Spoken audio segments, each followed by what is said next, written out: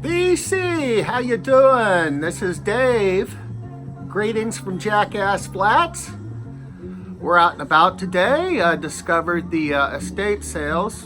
Went to do a little shopping today. Usually I get the email notices about the estate sales on Thursdays, and I check them out and make little notes and find out where they're going to be at. And today I was at a couple. One was a pretty good one. Picked up some pretty good stuff. Estate sales are really cool, but they're kind of sad too, because usually somebody died. So one time I had a doctor give me 6 months to live. What happened was I paid my medical bill and he gave me another 6 months. So that was cool. Well, first thing I saw, usually when I find vinyl at estate sales, it's usually in one of the bedrooms for some reason, and this was the same thing. First thing I found was one of my favorite groups, Uriah Heep, their first one. This is excellent. Uriah Heep's a great band. I'm sure you're all familiar with them. There's actually two versions of the first album. This version is that's the back cover and the insert. Let me give you a better look at that. That's the band right there. Now this is the American version of the front cover. Now the UK version has a completely different cover, and it's got a title, a weird like British title. It escapes me right now, but the cover, if you see the band right here and you see the drum kit, the drum kit that's actually the same photo of the UK version of the first album. But I think the track listing is about the same. I'm not 100% sure because I don't have the UK version. That's next on my list, you can bet. And I also got, apparently whoever lived there was a Uriah Heep fan, because I also got Demons and Wizards, another great Heep album. The first lineup of Uriah Heep's probably the best. Yeah, it's definitely the best. Apparently the lead singer had a great voice, kind of this really high voice, and it's kind of like psych prog metal. They used a lot of Moogs synthesizers and Mellotrons, and a couple of tracks they also used the theremin that they used in the old horror movies. But these guys rocked. These guys were really good. The 80s version, not so good. I didn't like the 80s version of this band. But yeah, check out Uriah Heep if you never heard of them. I love the Allman Brothers, and I found this. Richard Betts, better known as Dickey Betts. This is his first album, first solo album. And I think it is. What happened around 1974, the band went on hiatus for a while. And Dickey recorded this. This is the back cover. Chuck Leavell is in the band. He's also the piano player for the Allman Brothers, the Rolling Stones, a bunch of other great bands. He's a sought-after sessions pianist, Chuck Leavell. I don't know what he's doing right now. In fact, he may be on the Stones' new tour, the summer tour that's happening this summer. I don't know, I have to look into that. But Chuck Leavell, it's a great album. Dickey on guitar. It's also got Tommy Talton, who's also in the next band that I'm going to show you, since we're on the subject of the Allman Brothers. The Greg Allman Tour. This is a double album. It says, with Cowboy, Boyer, and Talton, the two guitar players that played with Dickey Betts, and also they played on some of the Allman Brothers albums. And he's also brought along a 24-piece orchestra for this one. I think it's, I don't know where exactly it's at. It's a great picture. One part of the album, Greg takes a break and lets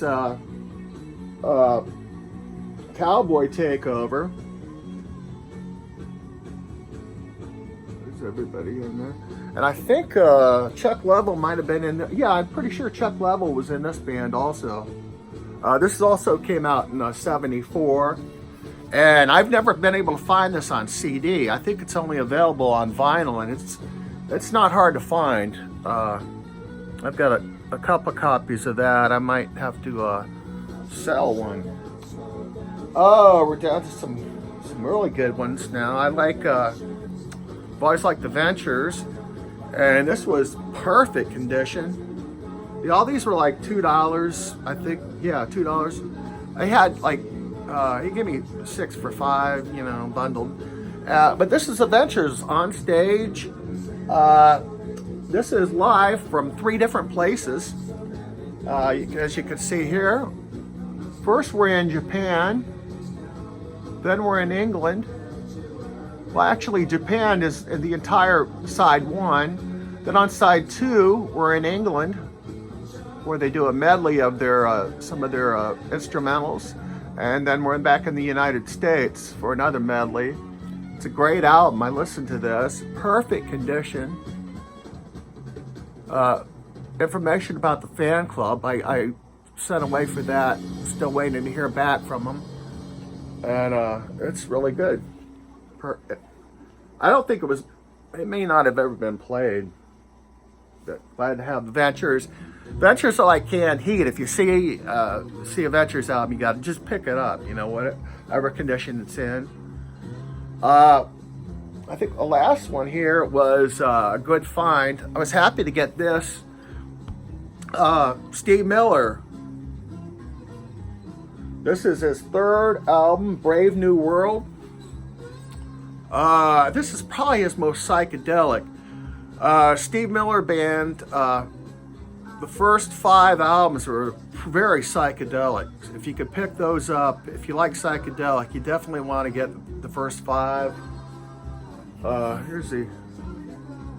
That's a cool inner cover. At this point, Boz Scaggs had left the band. Boz was only in for the first 2 albums. And this was recorded in Olympia Studios. I think it's Olympia or Olympic Studios in London. And one night, Steve Miller was in there. He was just doing some stuff without his band. And apparently the Beatles were having a meeting. Here's the back cover.